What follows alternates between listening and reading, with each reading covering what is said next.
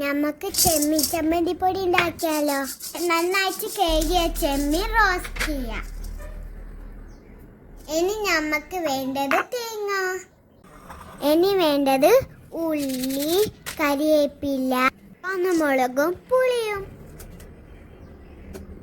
ഇതെല്ലാ സാധനം കൂടി കൂട്ടിയിട്ട് റോസ്റ്റ് ചെയ്യാം. ഇപ്പം ഗോൾഡൻ കളറായി നമുക്ക് നിർത്താം.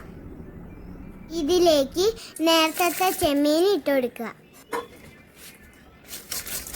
എന്നിട്ട് 5 മിനിറ്റും കൂടെ വറക്കാം. ഇത് നമുക്ക് ചൂടാറാൻ വെച്ചാലോ?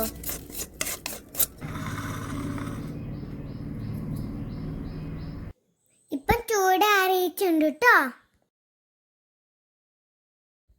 ഇത് പൊടിക്കാൻ നമുക്ക് മിക്സിന്റെ ജാറോട്ട് ഇടാം. ഇനി ഇതിലേക്ക് ഉപ്പിടാം. ഓപ്സ്, എൻ്റെ അമ്മ ഇഞ്ചിടാൻ മറന്നുപോയി. ഇത് നിങ്ങൾ തേങ്ങ വറുക്കുമ്പോൾ ഇടാൻ മറക്കരുതേ. നമ്മളെ ചെമ്മീൻ ചമ്മന്തി പൊടി റെഡി.